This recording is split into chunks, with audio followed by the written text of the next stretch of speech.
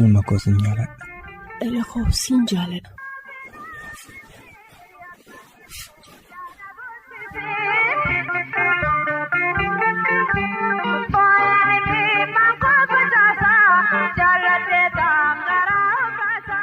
Siyaadee amma sin barbaada akka waan anarraa fagoonsi araada jaalallee lubbuu koo anaaf qaroo ija halkaniif guyyaallee sumaafani faaja jirta ana bira bobaa koo jalatti ati anaaf goota mootii jaalalaati si qabbeensi yaadaa kunis akkamitti foolii kee abbuqqachaa afuura kee uladhe utuun ijaan arguu yoonan si dheebodhe narraa yoo fagaatte mee maaluman ta'a afuura kee dhabeen of wallaalee du'a moo jiraatti fajajeen osoon ija qabu arguummoo dadhabee maalan ta'a maaloo of biraa si dhabe lakki kun hin ta'u an si dhabeen taa'u ati lubbuu kiyya qaroo ija kooti of biraa si dhabnaan ani du'uu kooti. Of biraas nan dhabduu anaaf sin duutuu nan si boqochiisaa jireenya kee guutuu.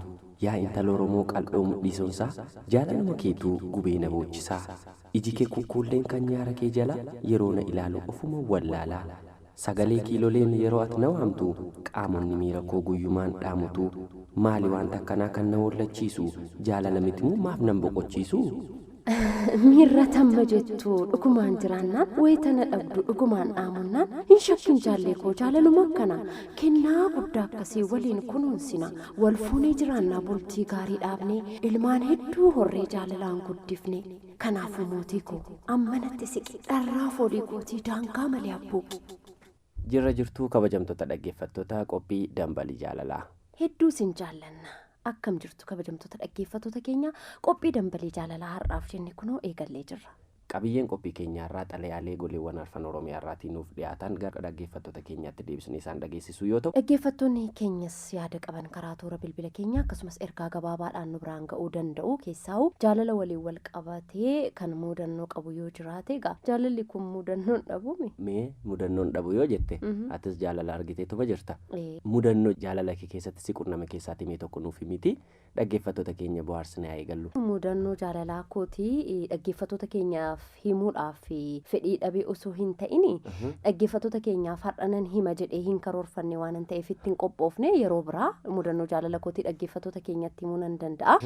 Nama ta'ee gaafa biyya lafaarra jiraatu namni mudannoo dhabu hin jiru keessaa ugaa akkuma sila jedhee jaalala waliin wal qabatee namni bakka garagaraatti wal baruu danda'a wal baree wal jaallachuu danda'a seenaa hedduus waliin dabarsuu danda'a gargaris ba'uu danda'a.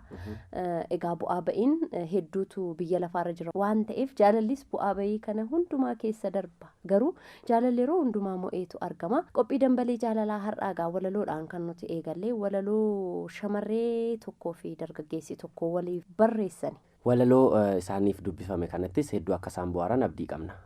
Yaadota asiitii kaanis dhimma mudannoodhaan wal qabate akka isaan itti yaadaati qophii dambalii jaalalaatiifis akka isaan nuuf erganis gamanumaatiin dhaggeeffattoota keenyaaf dhaamsa dhaamna.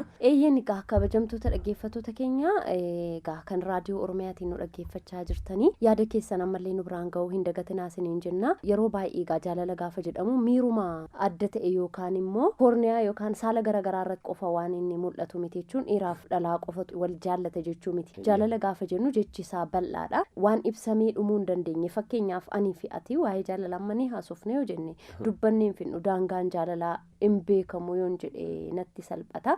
Jaalalli haadhaaf ilmoo gidduu jira jaalalli haadhaaf abbaa gidduu jira jaalalli hiriyoota lamaan gidduu jira.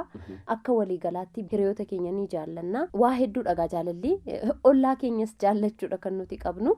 Nama waliin jiraachuu keessatti jaalalli bakka olaanaadha kan nuti qabu. Namni nama jaallatu nama nagaa ta'edha, nama nagaa qabudha. Namni nama hin jaallanne nama ofillee hin jaallanne ta'uu danda'a jechuudha. Kanaafuu gaafa waa'ee jaalalaa kaafnu kallattiidhaan waa'ee haadha manaaf abbaa manaa qofa osoo hin ta'in yaada bal'aa kana kaasuu ni dandeenya jechuudha. Kibeki jaalala yeroo jedhamu wanta jecha tokkootiin ibsamu miti akkuma ati jette kanayyuu jaalala hedduu isaaniitu waamteetu jirta. Jaalalli waaqa duukaa nuti qabnus ni jira. Gosoota jaalalaa keessatti amma fakkeenyaaf jaalalli sun jaalala agaapee jedhama. Wanta ijaan hin argamne tokko jaallachuu isa jedhu sanatti wal qabata. Sababa kamiyyuu kan hin qabne jechuudha. Sababa kanaaf jechuu hin dandeenyu garuu amma dhumaatti waan sana jaallachuu jaalala isa dhugaatii jechuudha. Jaalalli kuni egaa gaafa akkas jennu obsi namoonni sababa garaagaraatiin nama jaallachuu danda'u jechuun akka namaatti gaafa yaaddu namni amala isaa gaafa sitti tole jaallachuu dandeessa. Bifa isaa gaafa argitu jaallachuu dandeessa. Namoonni kaan immoo ulaagaa garaagaraa qabu tarii rifeensi ishii waan guddaa ta'eef yookaan waan dheeraa ta'eef hin jaalladhe waan iji ishii gurguddaa ta'eef waan hedduudha keessattuu amma ulaagaalee jaalalaa isa jedhu kana keessatti namni tokko amma jaalala dhiiraa fi dubartii yookaan immoo jaalala koorniyaalee adda addaa irratti hundoofne yoo dubbanne keessattuu dhiirri maal ilaalee jaallata durbi immoo maal irratti hundooftee jaallatti isa jedhu adda addummaa xiqqoo ni qabaatu. Yeroo hedduu dhiirri dubartii tokko yookaan immoo durba tokko nan jaalladha yeroo jedhu haala deemsa isheeti jaallata ta'a. Haala isheen itti ejjettu ejjennaa miila isinis yeroo hedduu dhiirri akka kana ilaalu waan beektaniif deemsa keessatti sirreeffatan. Keessan jiru akka barbaade jechuu dandeessaa. Tole kan biraawoo. Mudhii ishee ilaaluuti danda'a. Kan keenyatti maa jirte jechuudha tole.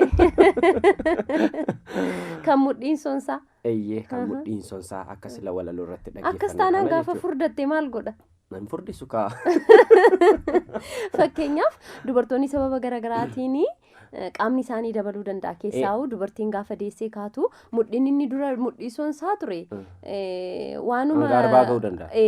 Ta'uu danda'a. Oggas maal ta'are? Garuu namni tokko yeroo jaalalaan qabamu wanti qaama nama sanaarraati jalqaba yeroo jaallatu kana ilaaltee jaallata. Boodarra garuu namummaa nama sanaati jaallata.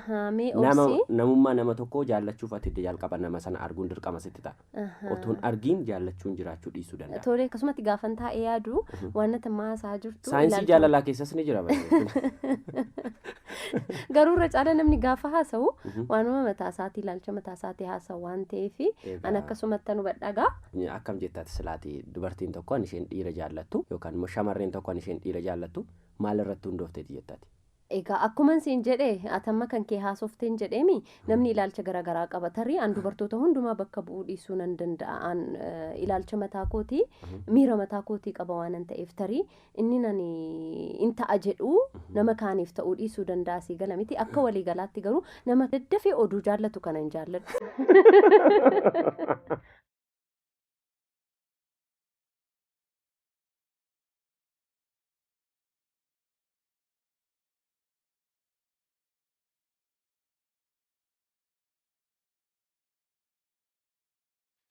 Duraan dursee si haa ga'u nagaan koo jaallatamaaf kabajamaa kan taate jaalallee koo duraanii Biraanuudhaaf akkam jirta Biraanuu fayyaa keetii osoon baay'ee si jaalladhu oduu namaaf jecha jaalala koo bishaanitti naqxee na dhiistee deemte homaa miti anaaf waaqayyo jira jaalala akka dammaamii ooftootti summii naqxe waadaa waliif gallees bishaanitti miiccitee deemuu keef baay'een gadde maalan jedha kennaan ani siif kenni fudhattee qalbii koo sirarraaftee nagattee deemte homaa miti galanni jaalalaa yoo akkas ta'eef haa ta'u Biraanuu ani garuu jaalala horii osoo hin taane jaalala dhugaansiif qaba ture ati garuu haala hundumaa keessatti na dhiiftee deemte Biraanuu ani kan carraa kun dhabu siifis jireenya gammachuu akkasiif baasu rabbiin siif kadhadha homaa miti waan ati naaf gooteerraa waan ati na gootetu madaallii kaase dubbachuuf imimmaan koo hanqoo afuriin maddii koorra yaa'u na dhorkeera Biraanuu dhugumatti mammaaksa Oromoo tokko na yaadachiifte wanti calaqqisu hundi warqee miti yaada jedhu nama ajaa'iba waa hundaafuu Biraanuu walaloo armaan gadii kana si affeereera mata dureensaa baga deemtee jedha atis baga deemtee na dhiiftee kaabeenu aniyyuu lammata jaalalattiin seenu. Eenyutu argate kan jaallate mara. Hawwee kan argates eenyumaa yaa jara. Jaalalli qulqulluun eenyumaaf milkaa'e. Waadaas waliif galee eenyu galma ga'e. Faayidaa barbaacha eenyu waliin dha'e. Jaalalumti qarshii akka galmaan ga'e ni ilaallateenyee gaafa fiixaan ba'e. Sirba Daawitee Mokonnin keessaa isa baga deemtee jedhu si affeereera. Nagaatti jaalallee kee duriiti. Baga deemte galanni jaalalaa yoo kana take allamuunaaf take annama jaalachuu asirratti jiili deemi jaalala kumadde. Baga deemte galanni jaalalaa yoo kana take allamuunaaf take annama jaalachuu asirratti jiili deemi jaalala kumadde. Duraan dursaa nagaan si gaafadha. Fayyaa keetii akkam jirta? Ati amma eessa jirtaa? Jaalallee ko maaluma hojjechaa jirtaa? Kan kee waan baay'eetu gaaffii natti ta'a. Ani yeroo hundumaa waa'ee kee ajaa'ibsiifachaan jiraadha. Garuu maal jedhee akkan baasee ibsadhu natti ulfaata. Ani waan tokkon siif ibsuu barbaada. Innis maalii jettee yoo na gaafatte waan jaalallee kee na godhedha. Asirratti jaalallee ko naaf hubadhu. Waan ati na goote siin hin jenne waan jaalallee kee na godhe malee. Anii fi ati bara 2005 daree tokko keessa teenyee waliin kutaa salgaffaa baranna turre. Baay'ees walitti dhiyaanna turre. Ani yeroo kana hin sobdanaan hin jedhin malee akka lubbuu kootiin si jaalladha. Ati garuu narratti hin beektu. Ani of keessatti dhokseen si jaallachaa ture. Yommuun qofaa koo deemu yookaan yommuun qofaa koo taa'u sammuun koo waa'ee dhuma kee herrega. Onneen koos waa'ee dhuma keef dhikkifatti. Humna kootiin ol si jaallachuu koo irraa kan ka'e waa'ee jaalalaa guddaan ajaa'ibsiifachaa ture. Ammas immoo ajaa'ibsiifachaatuman jira. Jaalala kana siif ibsuuf yeroon qofaa koo jiru nan murteeffadha. Yommuun si bira gahu immoo sodaatu keessa koo guuta. Siin na jaallachiise sitti himachuu ammoo baay'ee na sodaachise. Ajaa'iba jaalala. Yommuun si arguu ija kee keessa, fuula kee keessa, morma kee jala, ija laafaa tokkoon akkaattuutti akkaatti natti hin beeknetti ilaaleen hafuura koo baafadheen jaalala kee dhandhama ture. Garuu kan tole immoo yeroo yerootti si arguuf haala mijataan qaban ture. Osoon akkasiin gubadhuus barri 2005 xumurame. Ammas yeroon isaa keenyaan barumsa kutaa 10ffaa bara 2006 waliin jalqabne. Onneen koos jaalala keetiin o'itee akka sibiila ibidda keessaa baheetti keessa koo waaddi. Ati yommuu kolfitu ani ilkaan keen ilaala malee maal akka ati kolfituu hin qalbeeffadhu. Ammas sodaan keessa kootiin banneef ammas jaalala koo sitti ibsachuu hin dandeenye. Osoon har'a boor sitti ibsadhaa jedhus barri 2006 dhuma jala geesse. Anis yommuun qofaa jiru keessi koo gar malee na loluu jalqabe. Ani maal ta'eenini jaalala koo kana isheetti ibsachuu sodaadhaa jedheen of tuffachuu eegale. Murteeffadhee har'a ishee gaafachuun qabaa jedhee bakka ati jirtu nan dhufa. Yommuun si bira gahu immoo sodaadheen waan biraa sitti odeessaa ooleen gala. Yommuun si biraa deemu immoo ofirratti ka'aan deema. Guyyaa tokko haala kanaan kan wal fakkaatu karaa qophii dambalii jaalalaa raadiyoo Oromiyaa irraa dhaga'een waa'ee koo eenyutu itti himee jedheen yaade yookiin immoo kan akka koo rakkachaa jirutu jiraachuu danda'aa jedheen tilmaame. Ammas osoon jaalala koo siif hin ibsiin qormaata biyyoolessaa kutaa 10ffaa fudhannee adda ba'uuf yeroon isaa ariifatee ga'e. Yeroo kana jaalalli kee ittuu nama raachuuf ka'e. Osoon akkasitti dhiyaadhee jiru nama biraa sitti erguufis nan qaane. Akkan cal jedheen teenyeef ammoo nuti walirraa adda fagaachuun keenya gaheera. Kanaaf furmaata naa ta'aa jedhee kan hin yaade xalayaan si beeksisfachuudha. Akkuman yaade xalayaa barreesseen gaaffii jaalalaa yeroo jalqabaaf si dhiyeesse. Safuudha. Ergan akka asheeta boqqolloo abidda biratti waadamee gubadhee boodadha. Xalayaa kan ergan sitti kennees dubbifadhuu siin jedhin hatattamaan si biraa deeme. Ergan sirraa siqees gammachuun natti dhagahame. Maaliif yoo jette ba'aan waggaa 2 ol baachaa turetu xinnoo natti salphate. Atis erga xalayaa kana dubbisteen booda gaaffii gaafatamteef tole jaalala kee keessummeesseera kan jedhu xalayaa naa barreessitee naa deebiste. Uffee jedheen anis guddaa itti gammade. Waliinis taphachuu jalqabne. Garuu akkuman jedhee adda bahuufis qophii irra jira. Kan adda nu baasaa jirus barnoota. Anaaf ati wal jajjabeessinii lakkoofsa bilbilaa keenya wal jijjiirree ati kolleejjii seentee barachuuf gara magaalaa Nagallee Booranaa deemte. Ani ammoo kolleejjiitti seenee barachuuf gara magaalaa Yaabelloon deeme. Jaalala keenya kichuu sanas dhiisnee adda baane. Kunis jalqaba bara 2007tti.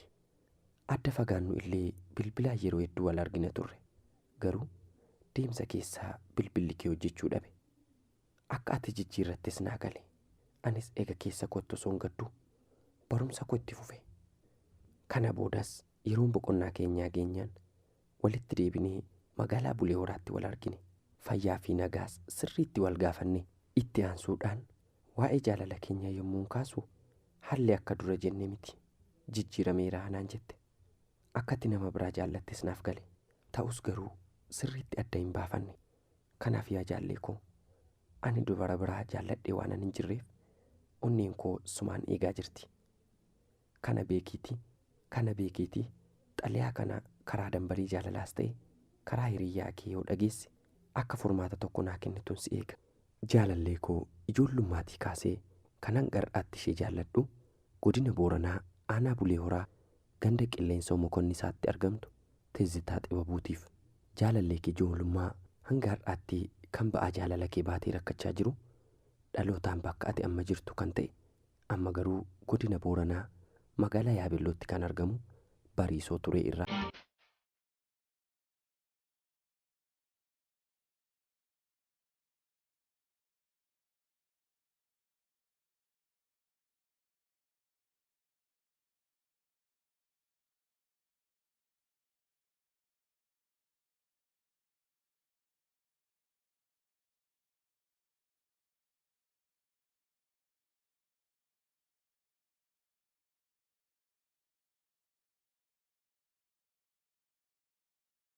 Haga'u nagaan koo kan onni koorraa madde tulluu qaxxaamuree kalaan addaan kutee qilleensa keessa balali'ee bakka ati jirtutti nagaan koo si qaqqabu. Jaallatamaa jaalallee kootiif akkam nagumaa jirtaa mootii koo ani nagaadha. Garuu halkanii fi guyyaa waa'ee jaalala keefiin dhiphadha. Garuu si yaaduu koorraa kan hafe ani nagaa kooti. Mootii koo yommuun waa'ee jaalala keenyaa ibsu kam jedhee kam akkan dhiisuu wallaala. Baay'een si jaalladha. Mootii koo gaafa aniifati mana barumsaa tokkotti akkasumas daree barnootaa tokkotti waliin barachuu eegalleen yeroo muraasa booda jaalala keen qabame. Ijji koo bakka ati jirtu hundatti naannoftee akka lakkooftuu sa'aatii sirra qubatte. Onneen koos akkan si jaalladhu na dirqasiiste. Bareedinni uumamaan siif kenname nama ajaa'iba. Bifti kee magaala, ijji kee kuullee, dhaabbanni kee namatti tola. Akkasumas amallee fi qalbiin namaatti qabbanaa'a. Akka aannaniiti. Mootii koo anis yeroo muraasaaf akka turreen yeroo booda gaaffii jaalala koo siif dhiyeessuufan dirqame. Anis gaaffii jaalala koo siif dhiyeesseen mootii koo ani sin jaalladha. Onnee koorraanan si jaalladha yommuun siin jedhu atillee bifti kee duumessa waaqirraa natti fakkaate. Guyyaa sanaa eegalee atillee na dubbisuu dhiiste. Maali laata? Yaa dhaggeeffattoota qophii dambalee jaalalaa. Namni sin jaalladha yoo jedhan naman dubbisne jira. Mootii an onnee koorraa waanan si jaalladhuufan yoomiyyuu si obsuu hin danda'u. Mootii koo baay'ee nama rarta. Yommuun ani siif bilbilullee bilbila keenya jalaan kaastu. Kana hundumaa maaliif akka godhaa jirtu naaf hin galu. An ammas sin jaalladha. Jaalala dhugaanan si jaalladha. Aannaniitite dhadhaabaa akkuma jedhani anis obsaanan si eeggachaa jira. Akkuma xalayaa kana dhageesseen deebii jaalala kootiif akka laattu abdii guddaan qaba. Mootii koo hedduun si jaalladha. Atanaaf jaalallee gosa jalqabaati. Si dura nama hin jaalladheen qabu. Si booda sin jaalladhu. Mootii koo maaloo garaanatti hin jabaatiin jaalala kee naaf ibsi. Sin jaalladhaa jedhee lubbuu koo boqochiisi. Hedduun si mararfadha. Deebii keen eega. Jaalallee kee Shaatu Qaamaati Finfinneerraa. Kanan hedduu jaalladhu kan magaalaa Hoolotatti argamu mootiidhaaf.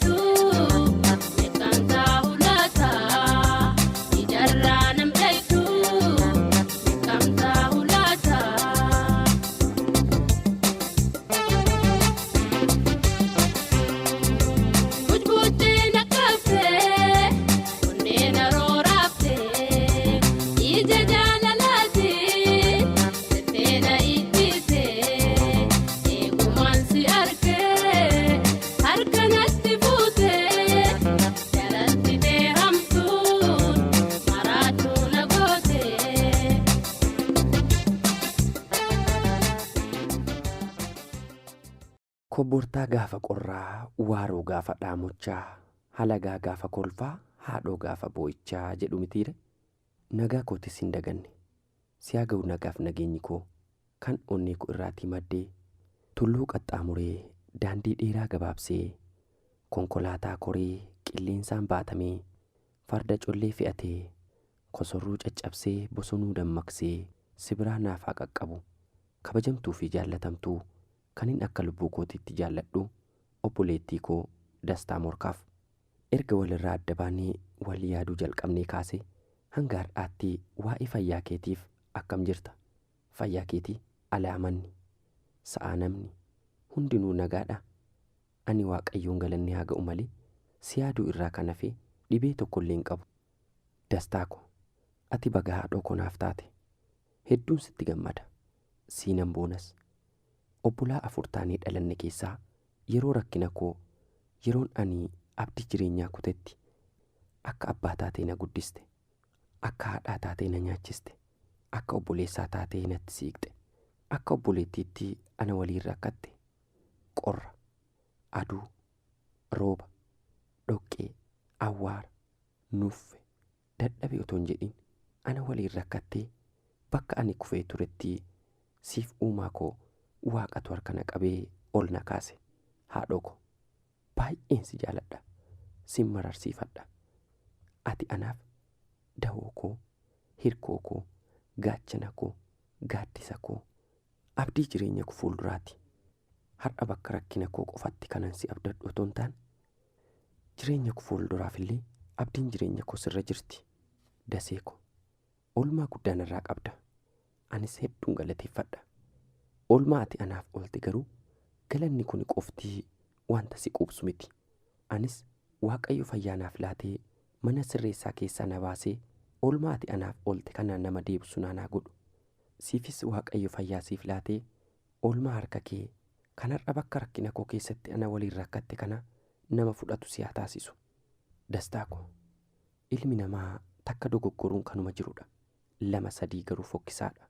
Anis har'a mana sirreessaa seenus bakka attan badii koo irraa baradhee boruuf badii irraa of qusadhu ta'e barumsa guddaa naaf laateera.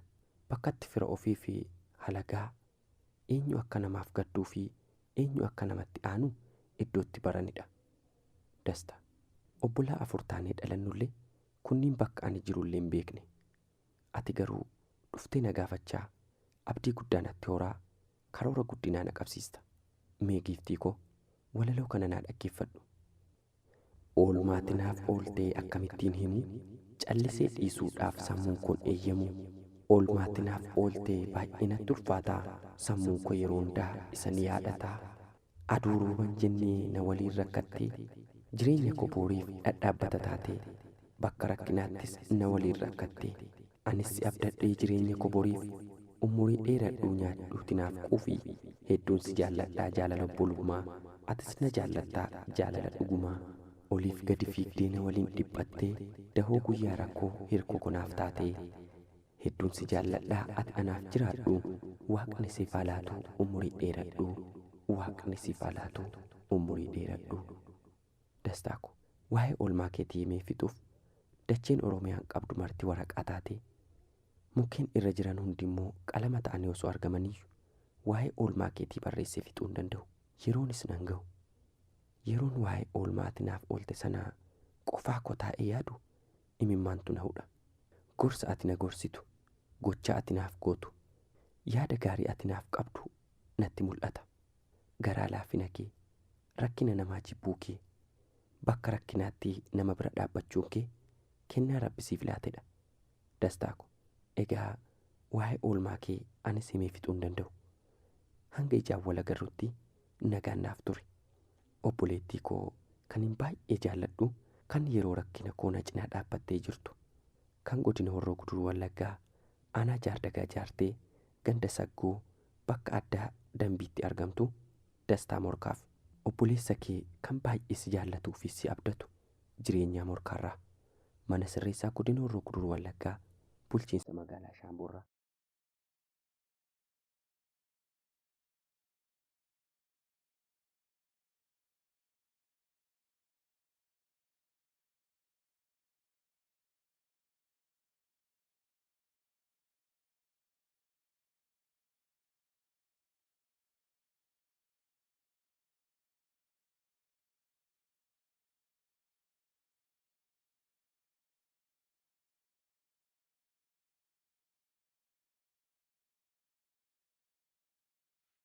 Duraan dursee si haa ga'u nagaan koo, harmee koo kanan akka lubbuu kootiitti jaalladhu Arakkaashiif akkam naguma harmee koo.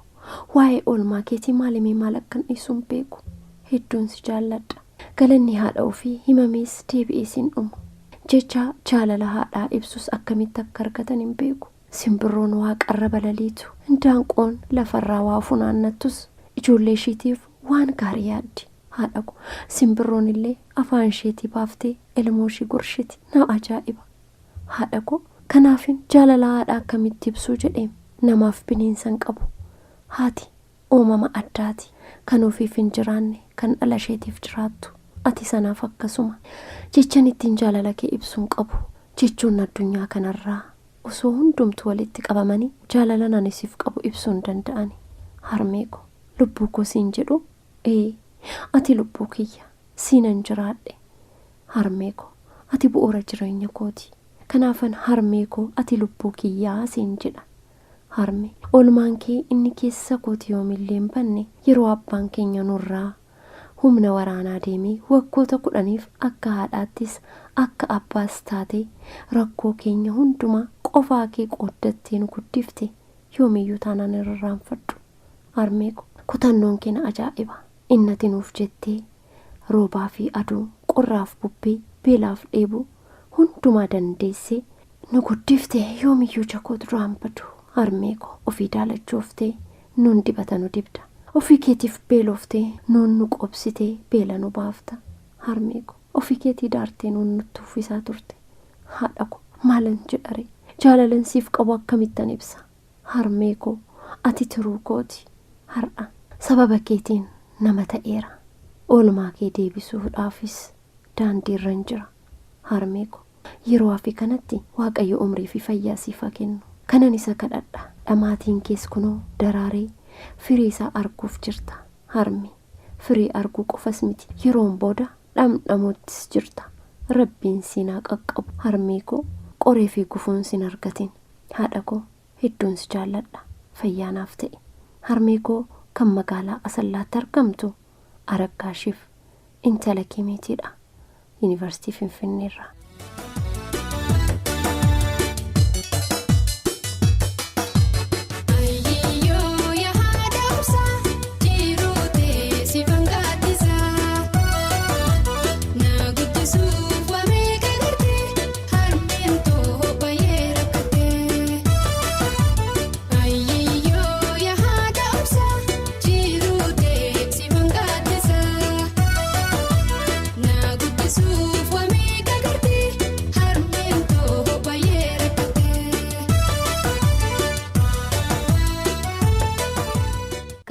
lakkoofsa saanduqa poostaa keenyaa 2919 xalayoota nu dhaqqaban kanarraaf jennee walitti qindeeffannee hagammaatti kan isin dhaggeeffattan ture.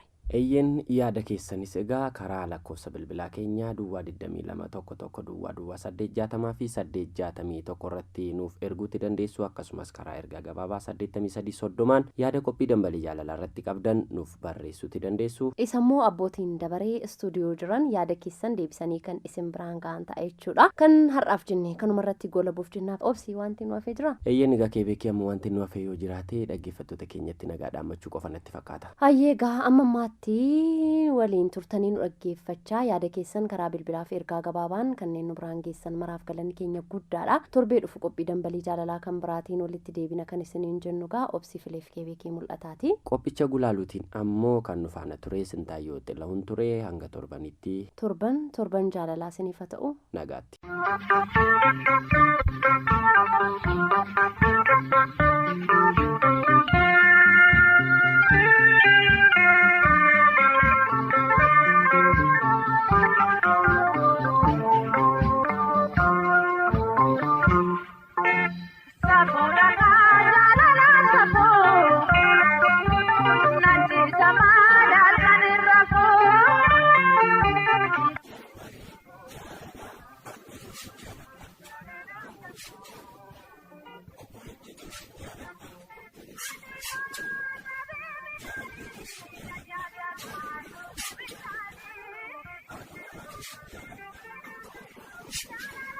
Ilma koo sin jaaladha.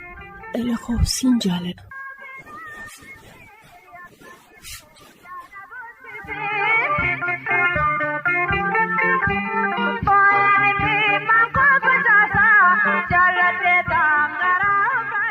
Ijoolleen keessan ifa gaata'een akka qo'atan, maatii keessan wajjin dukkana halkanii irraa akka adda baatan yookaan bilbila moobaayilaa keessan yeroo barbaadanitti mana keessanitti chaarjii godhachuuf kan isin dandeessisu. Soolaarii qulqullinaaf jabina qabu bitachuu ni barbaaddu? Oomishni soolaarii tajaajila barbaadaniif bittan hubummaa kan qabu ta'uu isaa mirkaneeffadhaa. Bara tajaajila ilaallate daldala irraa odeeffannoo sirrii fudhadhaa. Qulqullina isaatiin sadarkaalee qulqullina Itoophiyaa kan guutate ta'uu isaa hubadhaa. Waa'ee oomishoota soolaarii qulqullinaan sadarkaa qulqullina Itoophiyaa guutanii biiroo bishaanii Enerjii fi albuudota Oromiyaa itti gaafatamaa adeemsa hojii obbo Amansiisaa Tsaggaa'ee akkas jedhu. Meeshaaleen soolaarii sadarkaalee qulqullinaa Itoophiyaa guutan amanamoodha. Meeshaaleen soolaarii kuni hunduu wabummaa kan qaban waan ta'eef yeroo binnu daldalaarraa waraqaa wabummaa fudhachuu qabna. Odeeffannoo dabalataa argachuuf biiroo Enerjii naannoo keessanii argamutti goraa. Akkasumas waa'ee oomishoota soolaarii qulqullina isaanii eeganii beekuu yoo barbaadan 8875 irratti tokko barreessaatii ergaa. Soolaarii qulqullina qabu jireenya fooyya'aadhaaf. Laayiting Afrikaadhaan kan dhiyaate.